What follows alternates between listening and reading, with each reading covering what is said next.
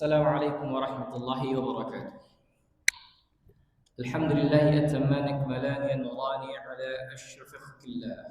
أشهد أن لا إله إلا الله وحده لا شريك له شهادة نرجو بها النجاة يوم القيامة. أشهد أن محمدا عبده ورسوله بلغ الرسالة وأدى الأمانة ونصح الأمة وجاهد في الله حق جهاده حتى أتانا اليقين. Kaum muslimin rahimani wa rahimakumullah. Bapak ibu-ibu, sedang salat zuhur, kita menunggu waktu salat masuk seperti mana kebiasaan daripada pengurus memberikan sedikit mau'izah kepada kita semuanya. Dan adapun hari ini atau kesempatan yang singkat ini, kita coba untuk mengulang kembali tentang keutamaan atau fadilah di bulan Muharram. Ketahuilah bahwasanya Allah Subhanahu wa taala berfirman dalam surah Taubah ayat 36, "Inna a'udzu billahi minasyaitonir rajim. Inna 'iddatash shuhuri 'indallahi 12 syahran fi kitabillah. Yawma khalaqas samawati wal arda minha arba'atun hurum. ذلك الدين القيم فلا تظلموا فيهن أنفسكم." Bapak ibu-ibu kaum muslimin rahimani wa rahimakumullah, salah satu keutamaan di bulan suci Ramadan, kita mengetahui tentang keutamaan bulan suci Ramadan. Akan tetapi pada hari ini Allah mengkaruniakan kita untuk masuk di bulan haram, di bulan Muharram, yang mana Allah Ta'ala katakan sesungguhnya Allah Subhanahu wa Ta'ala bilangan tentang bulan di sisi Allah Subhanahu wa Ta'ala ada 12, dan di antara 12 tersebut ada 4 bulan yang haram. 4 bulan yang haram. Mengapa disebutkan haram? Maka ulama tafsir, ulama kita menerangkan haram maksudnya adalah dilarangnya untuk berperang. Dilarangnya untuk berperang. Seperti mana kata-kata haram juga kita dengar tanah haram, seperti Mekah, dan Madinah. Dan di bulan yang haram, Nabi sallallahu alaihi wasallam memberitahukan kepada kita apa saja bulan yang haram. Salah satu mutawaliyat, 3 yang berturut-turut, yaitu Zulqa'dah, Dzulhijjah, dan Al-Muharram, wa Rajabul Mudhar, dan ada Rajab Mudhar. Kalau kita tahu Zulqa'dah merupakan bulan yang mana orang-orang jahiliyah sebelum datangnya Islam, mereka itu tidaklah berperang. Qa'dah, duduk, berhenti dalam melakukan peperangan. Karena nanti ada bulan selanjutnya Dzulhijjah, itu di mana syariatnya Allah Subhanahu wa taala, sebagaimana kita mengetahui bahawa bulan Dzulhijjah adalah bulannya haji, dan orang-orang Quraisy atau orang-orang jahiliyah juga melaksanakan ibadah haji. Dan masuk bulan Muharram. Masuk bulan Muharram ini juga tidaklah berperang, diharamkan. Orang-orang jahiliyah dahulu tidak berperang juga, dikarenakan sepulangnya dari bulan Dzulhijjah. Masuk ke Safar mereka berperang lagi. Masuk bulan Safar mereka berperang lagi. Nanti istirahat pada masuk bulan Zulqa'dah, mereka berhenti lagi berperang. Namun setelah ini, setelah Nabi SAW katakan Zulqa'dah, Zulhijjah, Al-Muharram, kemudian wa Rajabun Mudhar, dan Rajabnya Mudhar. Mudhar ini apa? Mudhar ini, sebagaimana perkataan para ulama kita dalam mensyarah hadis, Mudhar adalah sebuah kabilah yang mana tidak mengganti bulan-bulannya haram. Semua kabilah yang di Arab masa jahiliyah kita itu seringkali mengganti bulan-bulan haram. Allah Ta'ala katakan innaman nasi'u ziyadatun fil qawl yudhallu bihi alladhina yuhillunahu 'ama wa yuharrimunahu 'ama liwaqi'u 'iddata ma harrama Allah. Mereka itu mengganti-ganti bulan-bulan yang mana boleh berperang. Ini bulan Rajab kita skip dulu, kita masuk berperang dulu, nanti baru masuk lagi bulan Zulqa'dah atau bulan-bulan yang dihalalkan berperang. Ini mereka suka mengganti-ganti, dan kabilah yang tidak mengganti-ganti yang konsisten adalah kabilah Mudar. Maka Nabi sallallahu alaihi wasallam mengkaitkan wa Rajabun Mudar, dan Rajabnya kabilah Mudar. Kaum muslimin rahimani wa rahimakumullah. Ini berkaitan dengan bulan haram. Maka Allah Ta'ala katakan fala tadlimu fihinna anfusakum, jangan kalian menzalimi diri kalian pada bulan haram tersebut. Secara umum, ya, bulan-bulan yang tadi Zulqa'dah, Zulhijjah, Al-Muharram dan Rajab, kita dilarang oleh Allah Subhanahu wa taala, ditekankan untuk tidak berbuat maksiat, kebangkangan, kedurhakaan, kezaliman pada bulan tersebut. Ya, maka Imam Al-Qurtubi, ya, membuat sebuah penawaran analisis beliau dalam tafsirnya tentang bagaimana tingkatan-tingkatan yang dituliskan di dalam tafsirnya perihal kezaliman yang berlaku pada ayat tersebut. Fala tadlimu fihinna anfusakum, jangan membuat kezaliman pada bulan-bulan haram. Maka ada 4 pembagian daripada pahala ataupun ganjaran dosa, balasan kedurhakaan yang dibuat oleh orang-orang yang melakukan kemaksiatan, kezaliman pada bulan haram. Maka ada 4 poinnya. Yang pertama, bermaksiat di tanah haram, di bulan yang haram. Ini tingkatan yang dosa yang paling besar, ya. Dosa yang paling besar adalah di tanah haram, dilakukan pada bulan haram, yaitu di Mekah dan Madinah. Tingkatan pertama adalah di Mekah. Wa may yurid bil hajj nudiquhu min adzabin alim. Siapa yang melakukan, ya, kebangkangan kepada Allah Subhanahu wa taala di kota suci Mekah, lebih besar, ya, ancamannya dibandingkan di Madinah. Karena tingkatan pertama, jangan melakukan kedurhakaan kepada Allah di kota suci Mekah. Kemudian yang kedua adalah Madinah. Maka ini tingkatan pertama, orang-orang yang Allah ganjarkan, ya, Allah bukan lipat gandakan secara kualitas, ya, bukan kuantitas, melainkan kualitasnya. Kuantitasnya tidak.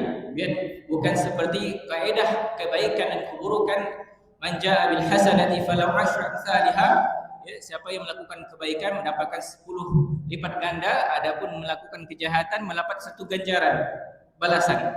Akan tetapi bulan haram, Nabi sallallahu alaihi wasallam, ya, Allah Subhanahu wa taala katakan jangan zalimi diri kalian pada bulan haram. Ya, bukanlah kuantitasnya, banyaknya yang dilipat gandakan, melainkan kualitasnya. Kalau kita ibaratkan, kalau seseorang melakukan kesalahan dapat 1 pukulan dengan rotan yang kecil, mungkin orang yang melakukan kemaksiatan pada bulan haram, maka dia akan dilecuti juga dengan pukulan mungkin dengan pokok yang besar, batang besar. Kualitasnya dibesarkan. Begitu juga dengan keburukan yang ada dilakukan pada bulan haram. Maka tingkatan pertama, jangan melakukan, karena kemaksiatan yang paling tingkatan yang pertama kata Imam Al-Qurtubi adalah melakukan kemaksiatan di bulan haram, di tanah haram. Adapun tingkatan yang terendah adalah kemaksiatan yang dilakukan di luar tanah haram, tanah halal, dan bukan di bulan yang haram atau bulan yang halal, ya, selain dari 4 bulan yang tadi. Adapun tingkatan yang kedua adalah kemaksiatan di tanah haram, kemudian di bulan yang halal. Ya, ini tingkatan yang kedua. Orang yang melakukan kemaksiatan di kota Mekah dan Madinah, kemudian dia melakukannya di bulan-bulan yang bukan haram. Ini tingkatan yang kedua. Adapun tingkatan kemaksiatan yang dibesarkan, ya, ganjarannya atau balasannya karena melakukan kemaksiatan adalah bermaksiat di tanah yang halal, kemudian di bulan yang haram. Maka orang yang melakukan, bagi kita yang berada di Indonesia atau tepatnya Pekanbaru, mereka yang melakukan kemaksiatan di bulan yang haram ini, maka tingkatannya secara logik dari Imam Al-Qurtubi dalam tafsirnya adalah tingkatan dosa yang ketiga. Maka kalau kita melihat kemaksiatan Allah besarkan, ya, balasannya, maka para ulama memahami tentang dalil ini dalam surah Taubah, dalilul aks, ya, pemahaman kebalikannya. Bagi mereka yang melakukan kebaikan di bulan haram, maka dia akan mendapatkan ganjaran yang lebih besar pula, ya, dilipat gandakan kebaikan dan juga dibesarkan juga ke pahalanya Allah Subhanahu wa taala. Kaum muslimin rahimani wa rahimakumullah. Singkat saja kita masuk kepada pembahasan keutamaan di bulan haram. Ada keutamaan yang umum dan ada keutamaan yang khusus. Keutamaan yang umum di bulan haram, Nabi sallallahu alaihi wasallam bersabda, "Afdhalus shiyam," ya, sebaik-baik puasa setelah bulan suci Ramadan, shiyam syahrullahil muharram. Orang yang melakukan kebaikan di bulan Ramadan, berpuasa, melakukan ibadah puasa, maka ibadah setelah ibadah puasa Ramadan, maka ibadah yang paling mulia, yang paling afdal berpuasanya adalah puasa pada bulan Muharram. Kemudian kekhususan hari Ashura, ya 10 Ashura. Tingkatan bulan Muharram, orang-orang yang berpuasa di bulan Ashura, tingkatan para ulama ada meningkatkan tingkatan yang pertama berpuasa pada 9 dan 10 Muharram, ya. Kalau kita kenal dengan istilah Tasu'a dengan Ashura, ini tingkatan puasa yang afdal, ya, karena Nabi sallallahu alaihi wasallam mengatakan dalam hadisnya, kalau seandainya aku dipanjangkan umur untuk tahun depan, maka Nabi sallallahu alaihi wasallam akan berpuasa pada hari Tasu'a. Tetapi Nabi sallallahu alaihi wasallam telah meninggal dunia. Kemudian tingkatan yang kedua, puasa Muharram adalah puasa bulan Muharram tanggal 10 Muharram atau puasa Ashura. Demikian ya keutamaan-keutamaan yang Allah berikan kepada kita tentang bagaimana setiap bulannya muslimin itu diajarkan kedisiplinan tentang ketaatan kepada Allah Subhanahu wa taala. Berganti hari, berganti bulan, ya, semuanya itu ada disiapkan tentang bagaimana muslimin itu menjikapi hari-harinya dengan terbaik. Kita mengetahui umur kita sangatlah pendek, sangatlah ringkas, akan tetapi tanggungjawab kita sebagai muslim adalah tanggungjawab yang harus kita bertanggungjawab. Kullukum mas'ulun 'an ra'iyatihi. Ya, semua kita akan disoal tentang hari-hari kita. La tus'aluna yauma idzin 'anil na'im. Seandainya kita tidak mempersiapkan dari sekarang, ya, tidak mempersiapkan, membekali ilmu kita, membekali niat kita untuk berpuasa, niscaya mungkin tak ada perhatian kita tentang puasa Ashura atau puasa di bulan Muharram. Timbul pertanyaan, bagaimana seorang muslim hendaknya menjikapi bulan-bulan haram atau bulan Ashura tersebut? Maka kita mengetahui sejarah sebelum disyariatkan Allah Subhanahu wa taala tentang puasa Ramadan. Maka kita mengetahui tentang keutamaan bulan Ashura, bulan haram, bulan Muharram, ya.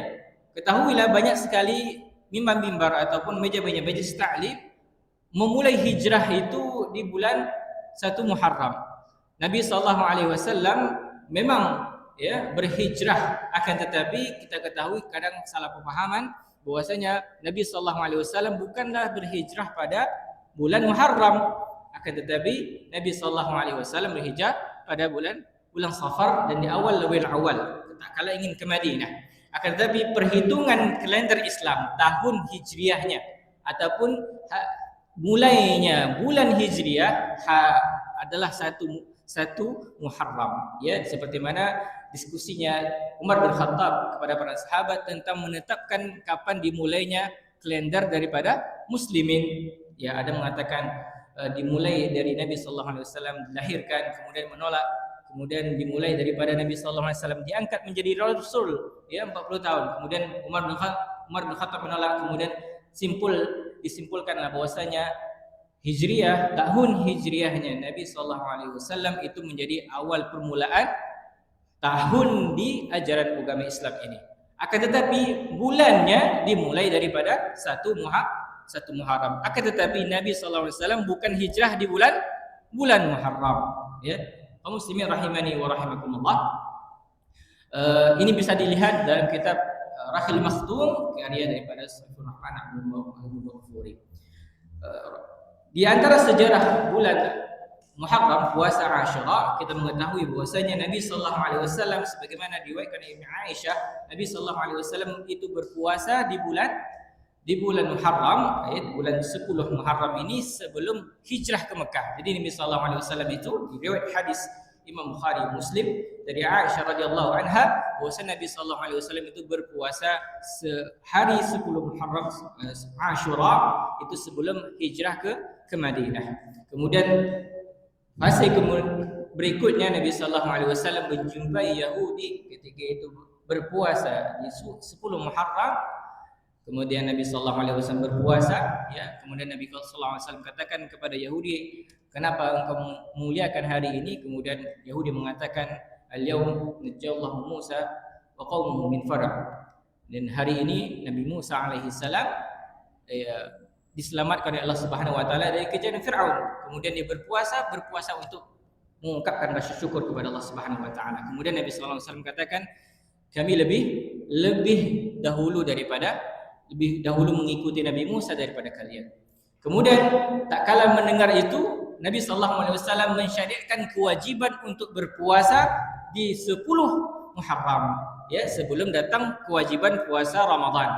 Jadi puasa Muharram 10 Muharram itu wajib dahulunya, ya, wajib dahulunya. Kemudian disampaikanlah kepada seluruh kabilah-kabilah di sekitaran Madinah untuk melaksanakan ibadah kewajiban 10 Muharram, ya. Ya, yang mana yang belum berpuasa maka berpuasa, yang mana paginya tidak makan teruskan, yang mana paginya makan maka sempurnakan, berhenti jangan makan karena kewajiban telah datang. Kemudian datanglah syariat bulan suci Ramadan, maka terhapuslah kewajiban 10 Ashura. Karena Nabi sallallahu alaihi wasallam siapa yang ingin meneruskan puasa Ashura dipersilahkan, ya, bagi yang tidak mengapa. Inilah sejarah bagaimana kemuliaan dari bulan-bulan Muharram diisi dengan ketaatan kepada Allah Subhanahu wa taala, bukan diisi dengan kemaksiatan kepada Allah taala. Kaum muslimin rahimani wa rahimakumullah, kesimpulan daripada tausiah kita hari ini bahwasanya amalan-amalan kebaikan kita akan dihisab oleh Allah Subhanahu wa taala mulai daripada apa yang kita amalkan hari ini, yang sebelumnya dan yang insyaallah taala mudah-mudahan Allah taala mengkaruniakan kepada kita amal saleh. Wa basyiril ladzina amanu wa 'amilus salihati anna lahum jannatin tajri min tahtiha al-anhar. Berilah kabar gembira bagi mereka yang gemar dalam beriman kepada Allah Subhanahu wa taala dan mengajarkan amal saleh. Subhanakallahumma wa bihamdik asyhadu an la ilaha illa anta astaghfiruka wa atubu ilaika. Assalamualaikum warahmatullahi wabarakatuh.